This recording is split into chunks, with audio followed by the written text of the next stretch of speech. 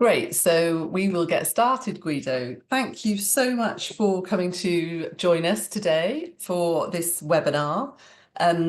We are going to talk about your new book that you've written with Ulrich Huffrick, The Dark Pattern, The Hidden Dynamics of Corporate Scandals. And for the last 20 years, you've been professor at the University of Lausanne in Switzerland, looking at business ethics and corporate responsibility, judgment and decision making. I'm absolutely delighted to have you here today. I can't wait to get started.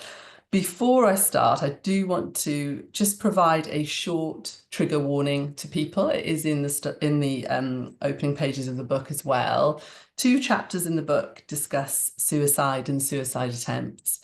So this may come up in our discussion. So if anyone listening or watching finds this disturbing, or if you or someone you know is suicidal, please seek help or support, contact your doctor or call a suicide prevention hotline. Okay, thank you. So Guido, let's get started. Firstly, thank you so much for coming on today. The book is coming out. You must be very excited. It's coming out very soon on the 3rd of June. Is that right? That's right. It still feels a bit abstract. I was told my books are sent out these days, so today or tomorrow. So I will get it earlier. Some other people too, but everyone else can buy it on June 3. Or can buy it now, but we'll get it after June 3, yes. Fantastic. And I know Katie has put the link to Amazon on the chat. So check it out on Amazon, but perhaps order it locally from your local bookstore. Fantastic. Thank you so much. So I've read the book, and I'm lucky enough to have read it already. And it really is a fantastic book. I'm looking forward to diving into it today in the time that we've got and trying to do it justice, because it's so rich in terms of the case studies and the work that you put into exploring the dark pattern. I wonder if we could start by I'd love to hear from you. How did you get to the dark pattern? Tell me about a little bit about the dark pattern, and then maybe we can dive into a couple of the case studies. Yeah, I mean, it's probably 2 stories. One is my story. The other one is the story of my co-author, Ulrich.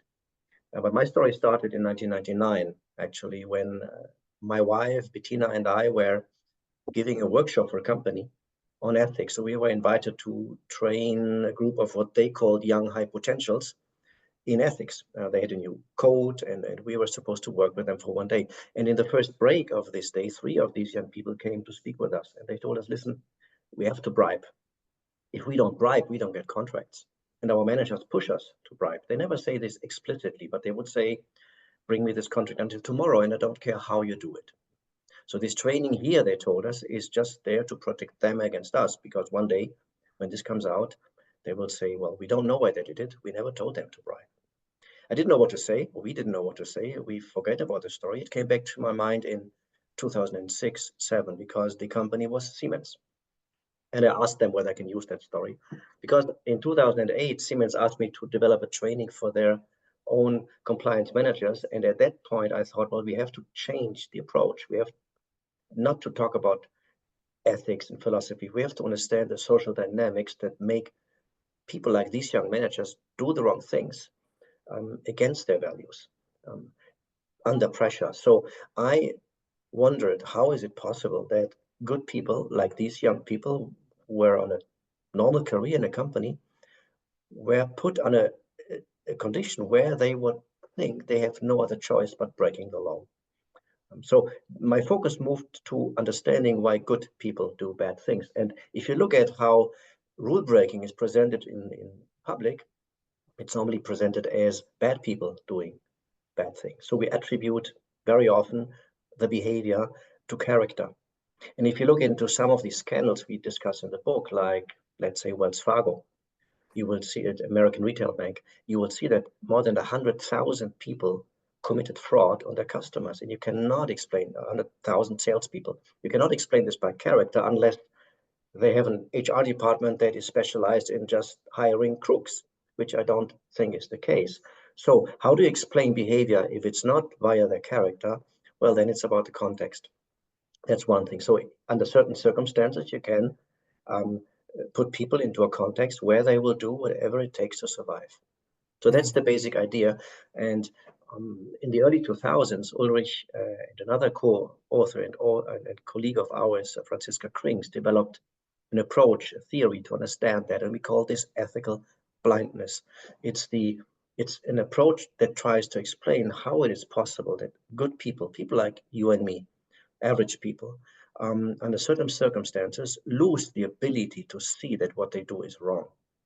They will know it before, they will know it afterwards, but in the moment of the decision making, the ethical dimension is removed from their radar screen.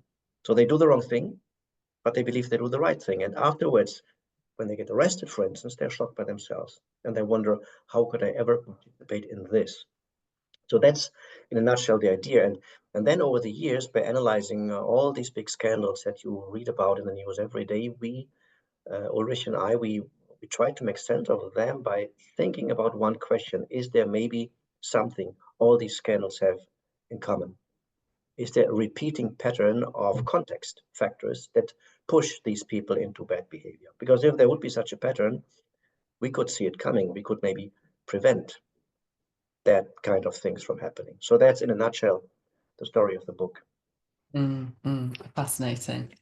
And what you go on to demonstrate very clearly in the book is that by looking at these case studies, you do see a pattern, and you talk about how you analyze them initially in a kind of without bias. You wanted to look at them and have a clean read of those case studies.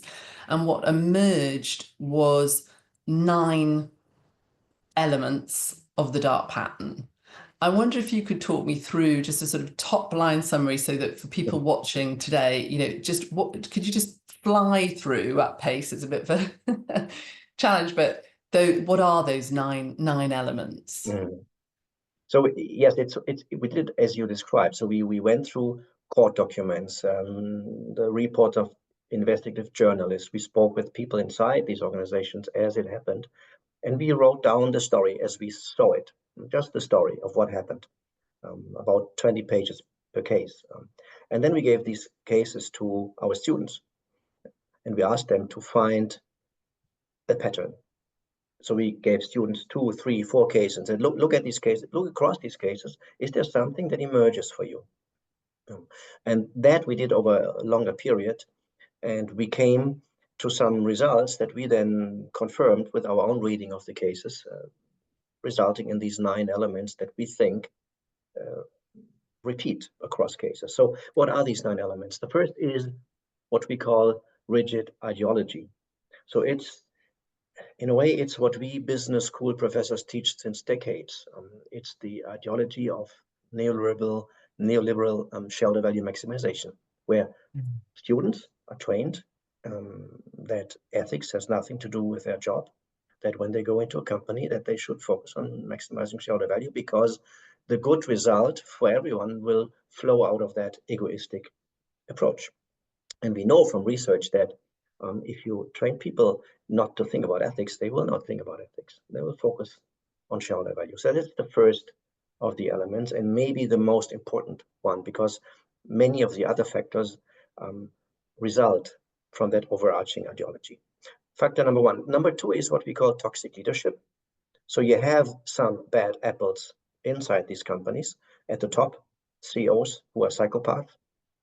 For instance, a climate of fear, a climate of obedience, a climate where no one ever dares to speak up.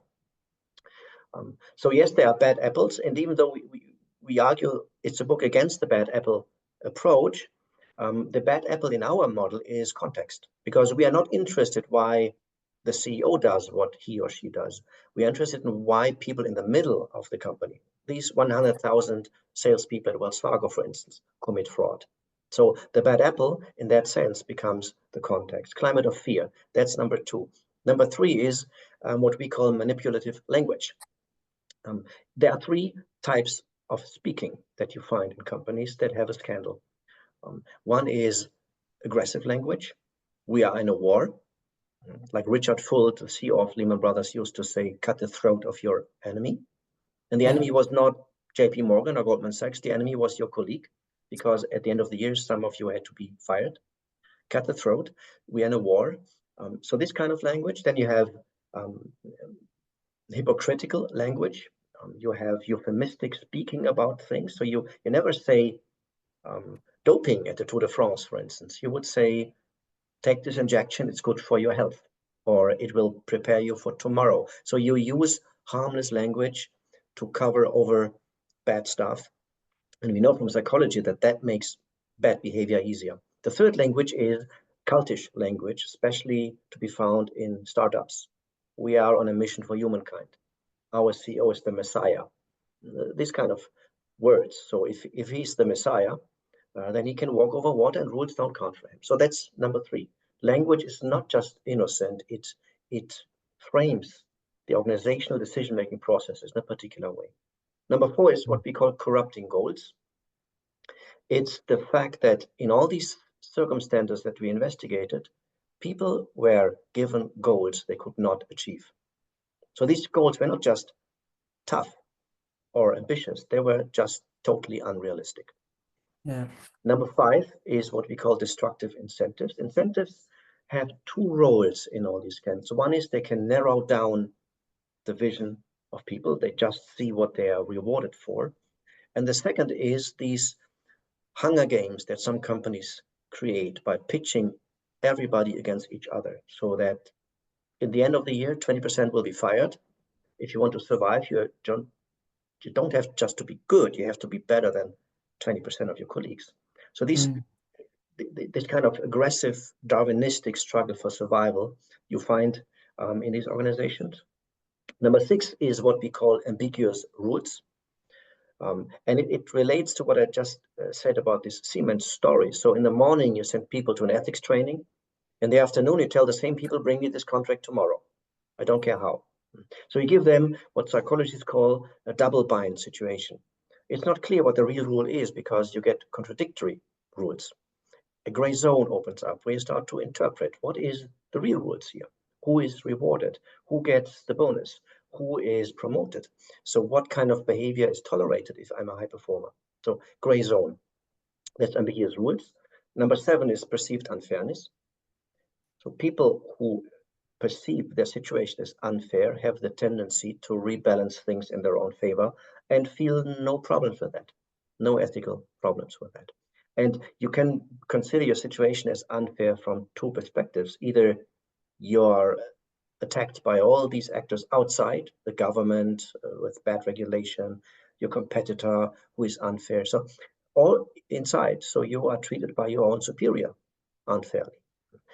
That's number 7. Number 8 is group effects, dangerous groups that reinforce everything that I just described. And it also leads, for instance, to situations of bystander effect. You see the harassment, the bullying, you don't think it's right, but you stay silent because everyone else stays silent, group effects. And then number 9 is slippery slope. So none of these things happens from one day to the other. It always is one small moral and legal compromise after another. That's in a nutshell the pattern. It's so interesting. I mean, I think for me, as you're talking it through, what then starts happening in your mind is you start remembering scandals or crises and thinking, oh yes, that was in that scandal. Mm-hmm. You know, you can think about the post office scandal. You can think about, you know, the scandals that you go into and we'll talk about in more detail in the book. So for me, it's the whole book comes together in a very convincing way to enable you to see that this is a pattern and this is not an isolated incident. This incident is not disconnected from this, and it is the human experience and the context of that person's experience in work and all that comes with that for the organization that leads to these scandals happening, and these scandals, as you rightly say, happening at such scale, you know, thousands of employees participating or behaving in a similar way, resulting in these, you know, multiple bad apples, as opposed to an idea of one person being the perpetrator and being this sort of, you know, isolated actor. Seeing it much more systemically than that really comes across in the book in a very powerful way. So I wonder, I've obviously read the book, and I'm thinking about people who are watching the webinar and thinking, that's a lot, it's a long list. It's very comprehensive, and you've explained it so clearly. But I wonder if it would be great on in our conversation now to just switch to thinking about perhaps one of the case studies that you've worked on, and highlighting what happened in that scenario. That then revealed like one, two, or three of the elements of the dark pattern that you've just so brilliantly talked through. I think that would really help to bring it to life for people who are listening in and watching today. Maybe we start with the Volkswagen Dieselgate story, because that's a very clear case for me where you find some of these patterns much stronger than others. So that's the basic idea. It's not that all of these 9 are equally strong in each of the cases, but all of them are always present. Okay.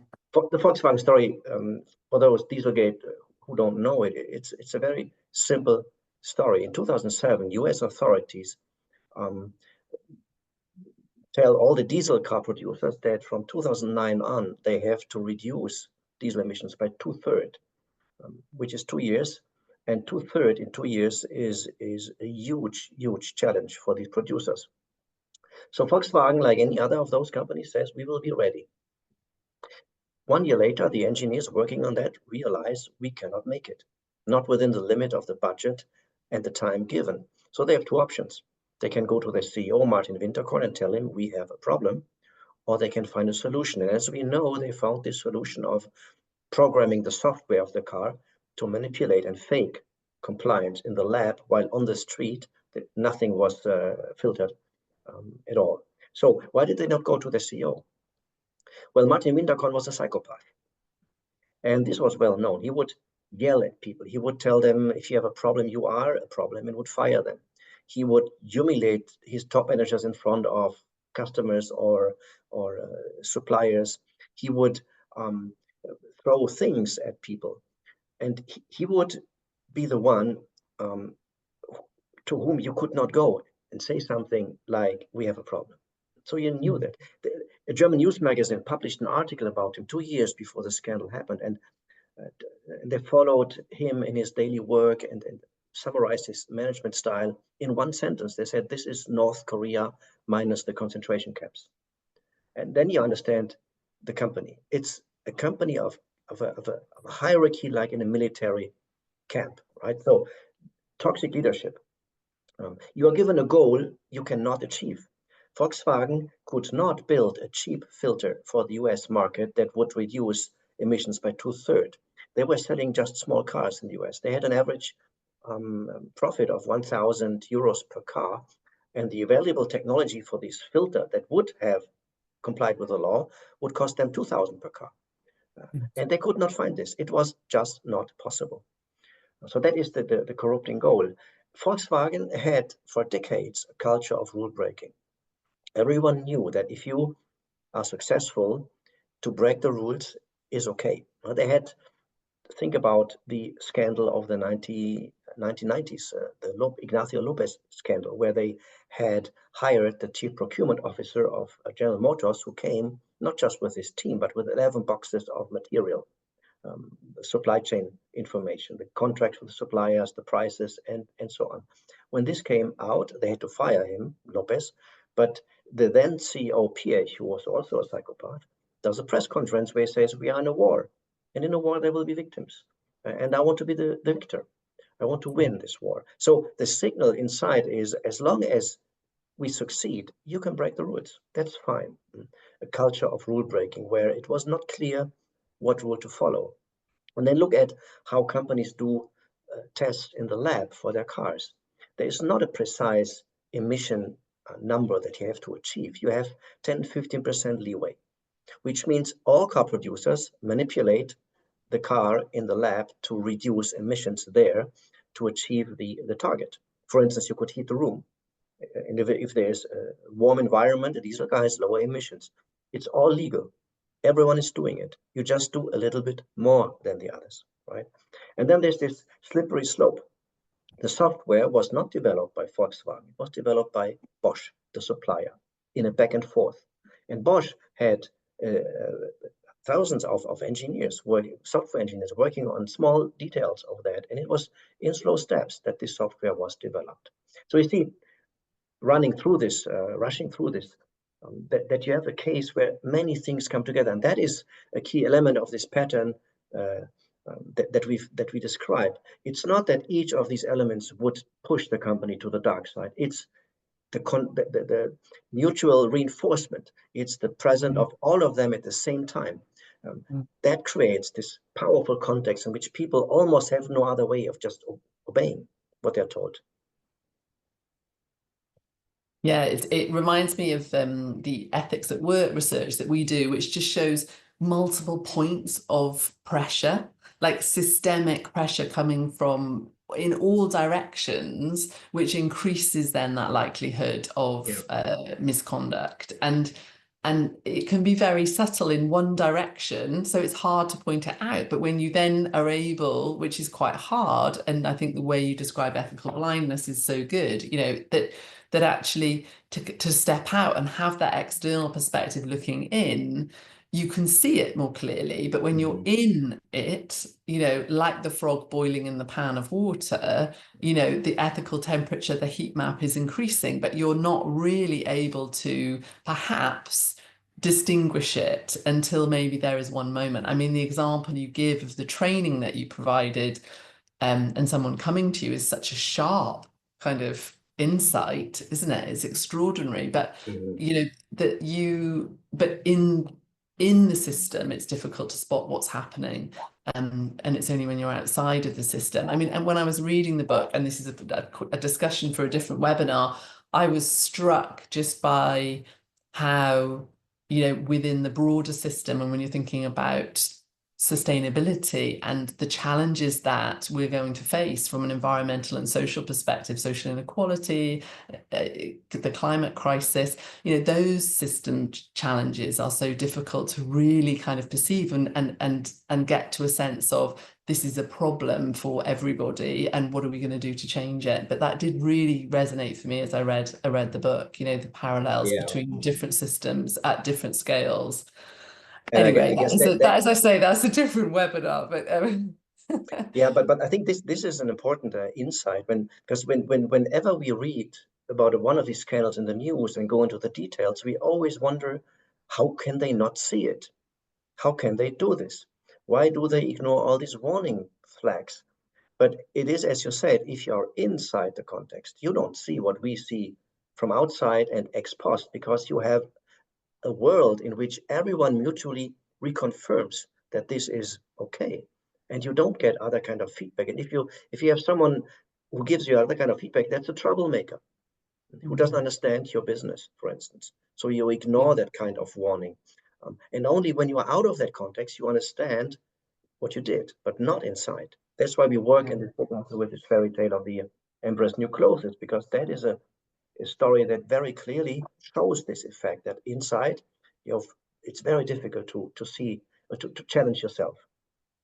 Yeah, I loved the way you dealt with the Emperor's New Clothes in the book. It was brilliant. I'm going to turn now to one of the questions. So just so that everybody knows, the Q&A is open. So if you want to pop a question into the Q&A for Guido, I'm going to try and we did get some pre-questions as well. And we've got a couple of questions here. One around gender from Catherine Bradshaw. So cannot wait to read the book. Really interested in the role of language and how that influences ethical culture. Do you think that is influenced by the gender of the leaders? You mentioned warlike and messianic. So yeah, interested in your thoughts on that. Yeah, it's an important question, and I have to be careful in how I answer it because I don't have clear research on that. I just have an intuition that comes out of our analysis of these cases. There's only one woman in our stories. It's only one woman. It's Elizabeth Holmes and Theranos. All the other people that design these systems from the top down in the organizations are men. And yes, we can ask this gender question. Say, is it maybe a male thing to behave like that? I'm not so sure. I think it's more a system that is created based on aggressiveness, testosterone, It's well aligned with the ideology of fighting and struggle, and the world is a jungle that we are teaching in business schools instead of cooperation. And that is probably a world in which men excel more than women because they just have more testosterone. Diversity probably helps. I think that, these things would not happen to that scale if you would have less masculine energy. Think about Zuckerberg's recent remark, we need more masculine energy in companies. I think, no, it's the opposite. These cases show there was too much masculine energy. Interesting, thank you. And one other question from Brian Rogers. How can we also alter the behaviours of politicians that help drive unethical conduct?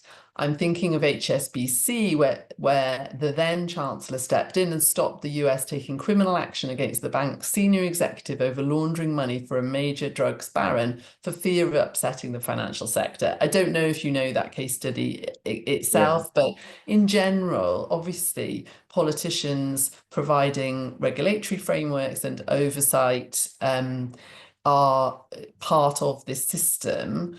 What would you say about the role of politicians, perhaps in some of your one of your case studies, and the relationship to the dark pattern? It's a great question, and the answer is it belongs into what we call rigid ideology. The neoliberal ideology has one element that you find in all these cases, and that is the assumption that regulation is bad. And therefore, we should not regulate, or we should down-regulate everything. Take the case of Boeing.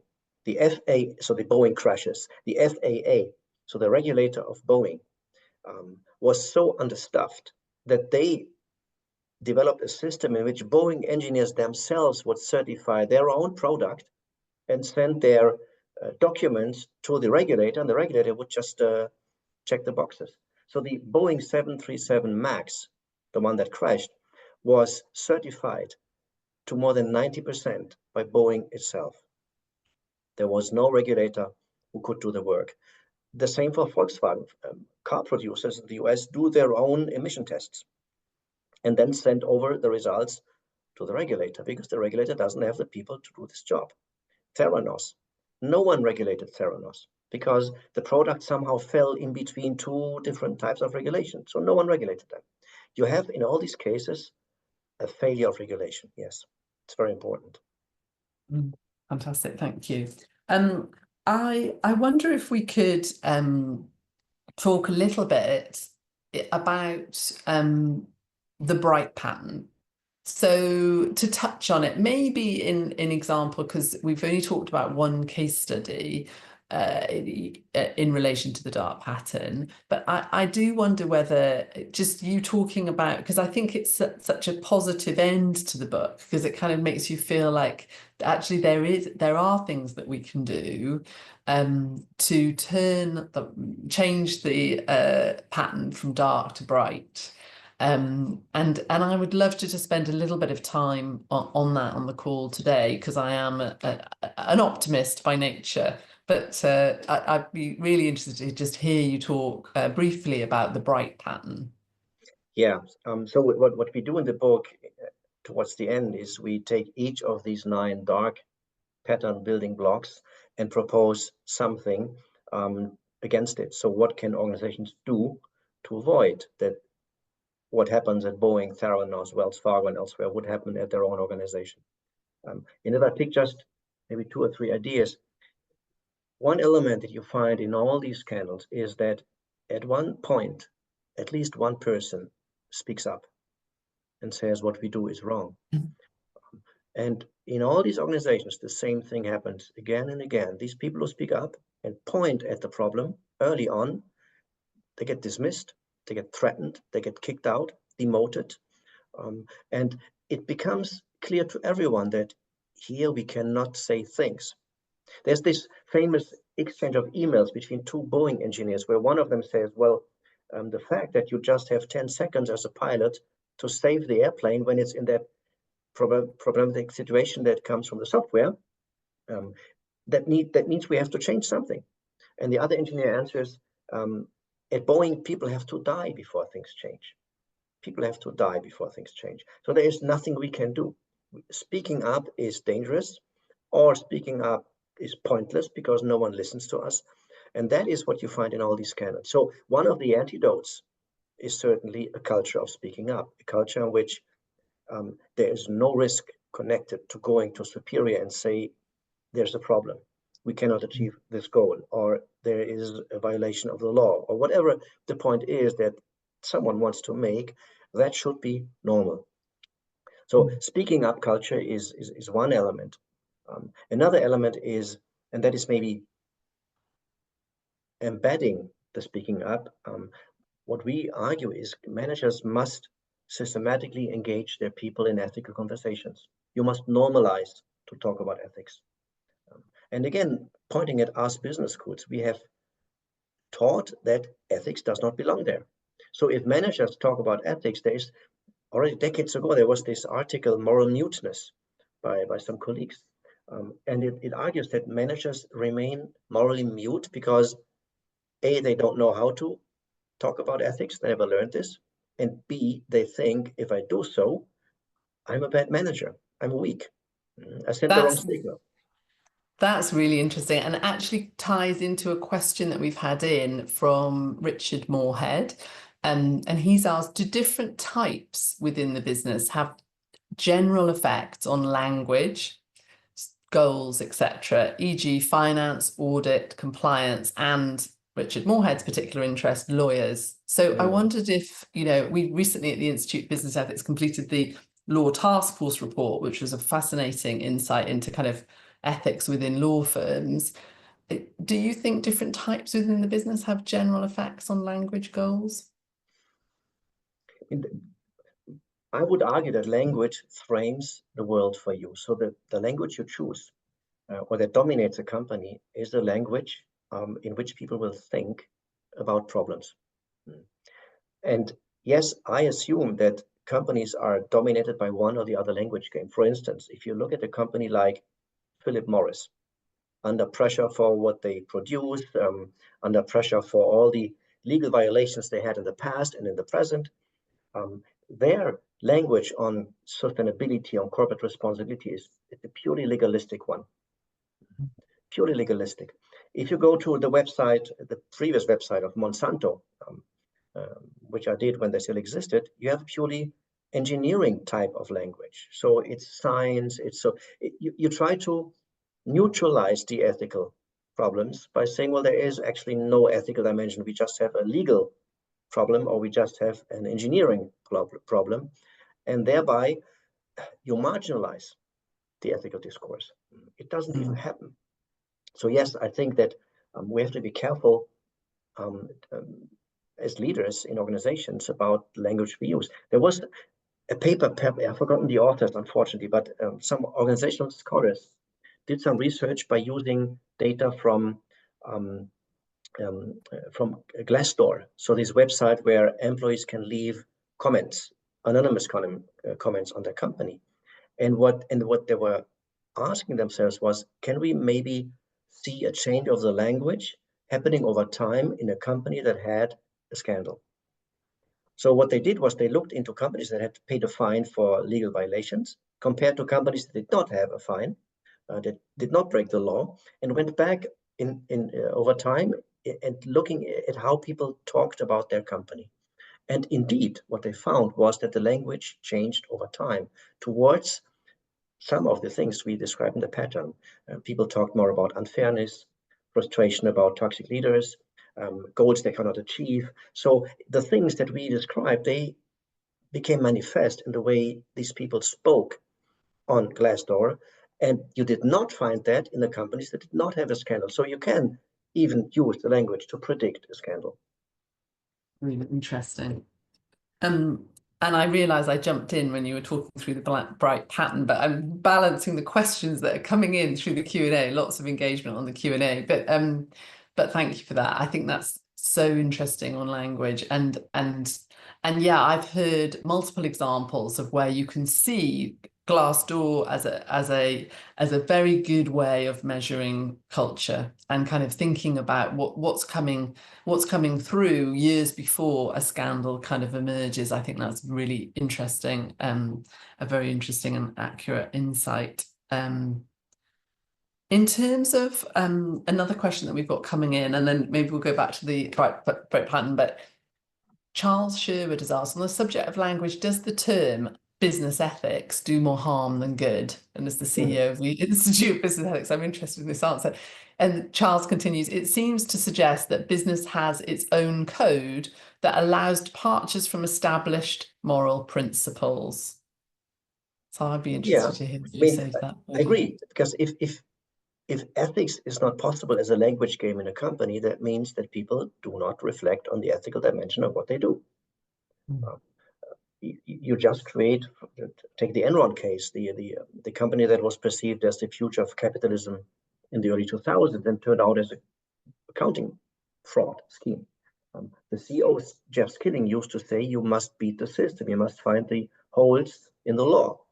So for them, it was more about navigating the company always on the limit of legality, assuming that managers would not go beyond, always on the limit.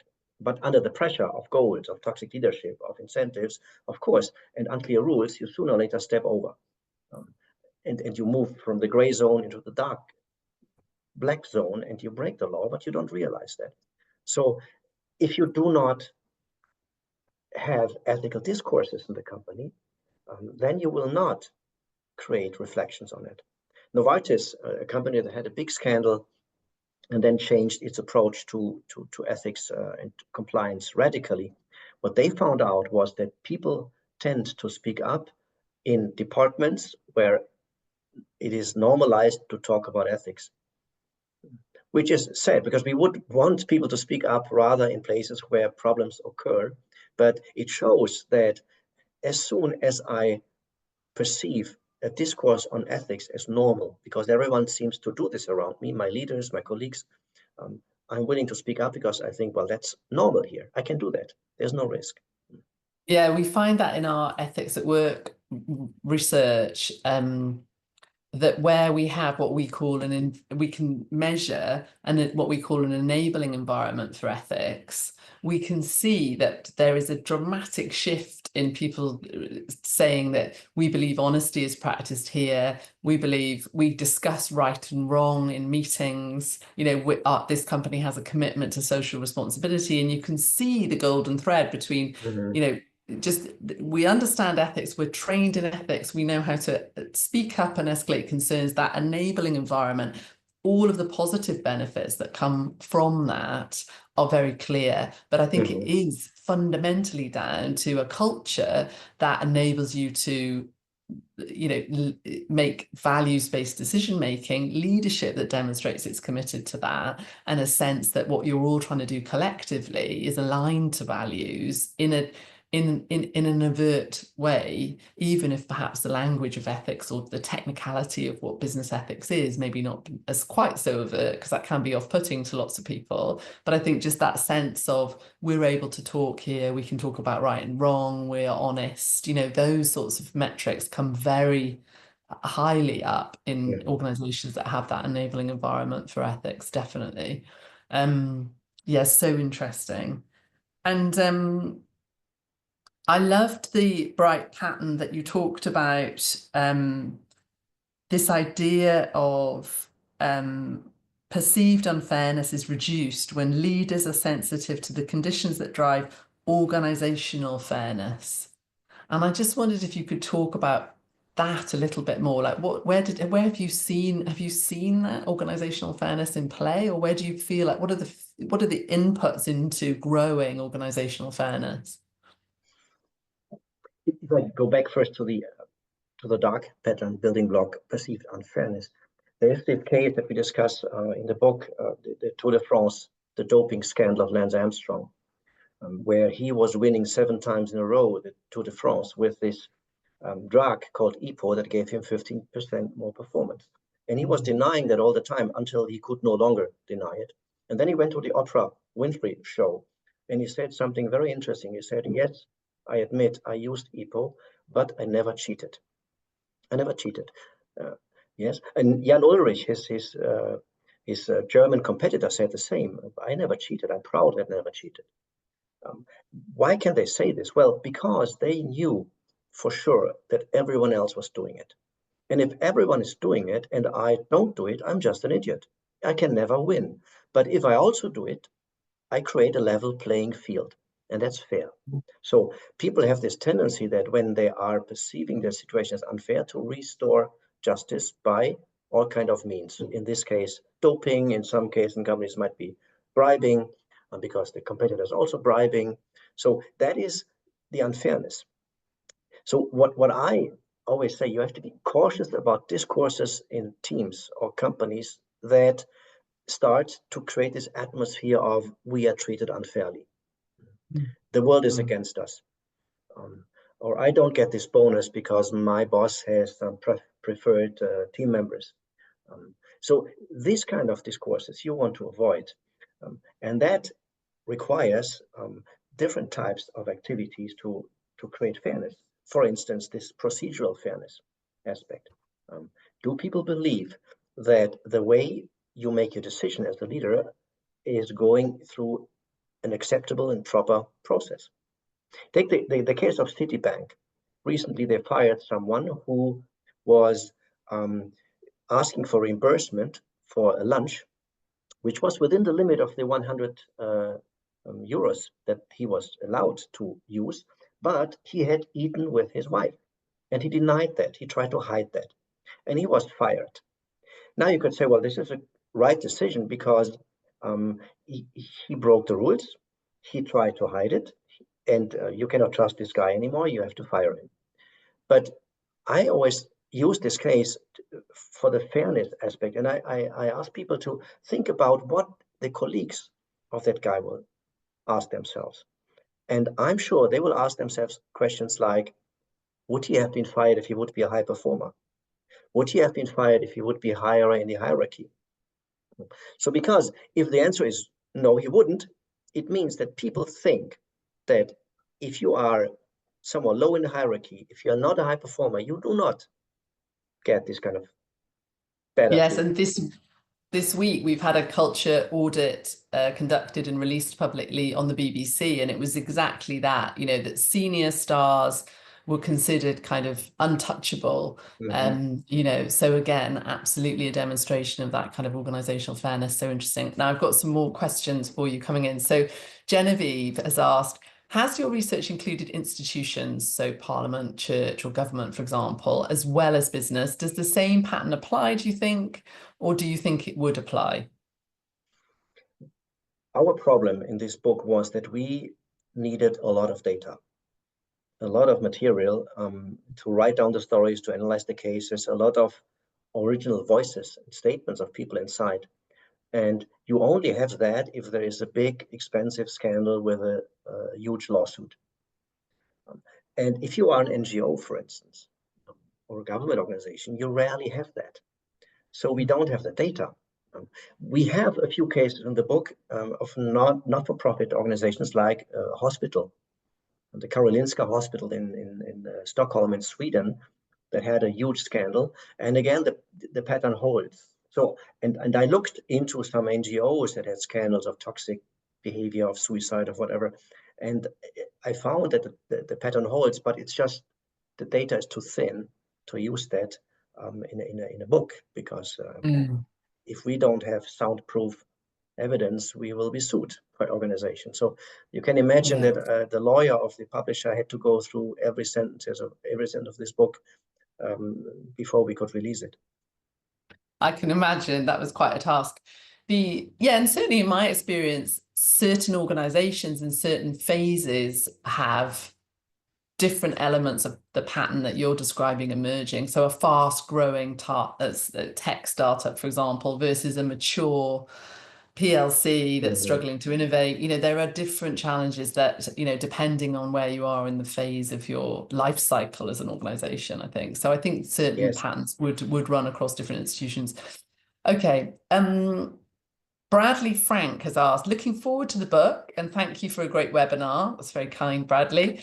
Are you surprised by the brazen dismantling and removing of ethical groups or ethicists in AI companies like Meta and Google? So are you surprised by that? No, I'm not.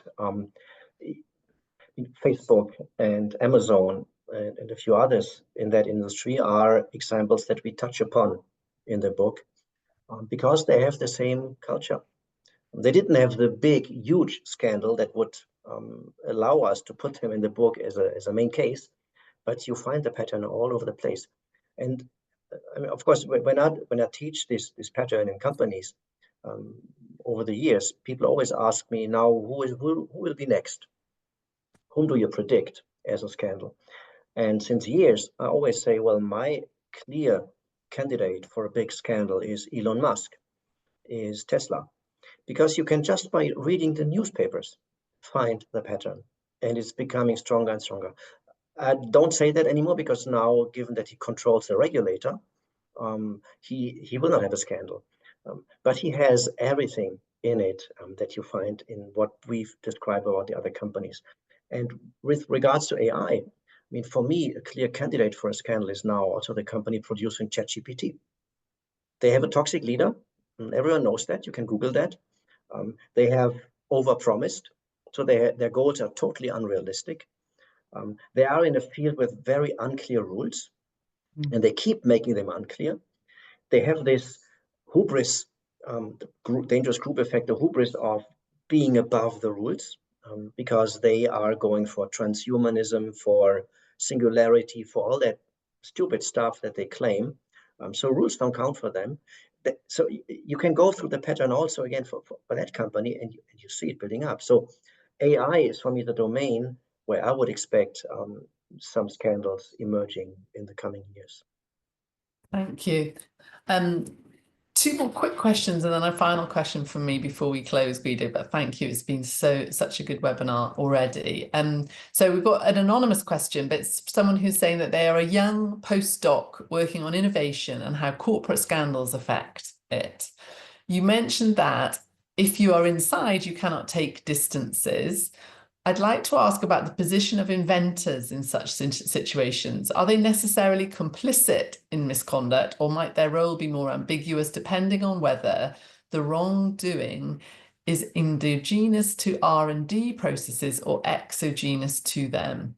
In your view, can unethical behaviour arise independently of inventive activity, or does it sometimes stem from within it? Various aspects that I would pick up here. One is, I think, a big mistake, and that's belonging again to the ideology box, is that we have taught in business schools for decades that innovation means disruption. You have to smash things to make progress. That's the Facebook again quote. We have taught people that in order to create the new, you must destroy the old. And you see where this leads. With Uber is one of the cases we discuss in the book, where they clearly think we are the good guys because we smashed the taxi business. We have the right to move forward. So innovation is considered as rule breaking. And innovators play a key role in that because they see themselves as above the rules. As the lawyer of Elon Musk recently said, Elon sends rockets into space. He's not afraid of the regulator. I mean, think about this sentence. He's not afraid of the regulator because he is innovator. So that's one of the aspects. The other aspect why innovators or engineers sitting in startups are often involved in these things is this slippery slope effect. You are supposed to fake it till you make it. And if you don't fake it, if you don't overpromise, you don't get money from investors. Even Steve Jobs would have faked new features of products in these famous presentations when they were not yet working because they thought as soon as we sell them, they will work. Now, is Elizabeth Holmes in Theranos, is she a fraud? Or is she not just doing what all the others are doing, overpromising, hoping that she will achieve it based on the science that would even indicate that it's possible in principle, and then moving forward and having to cheat more and more, to fake more and more and more, until that point where you can no longer admit it. But where is this point where normal, entrepreneurial, innovative behavior morphs into fraud?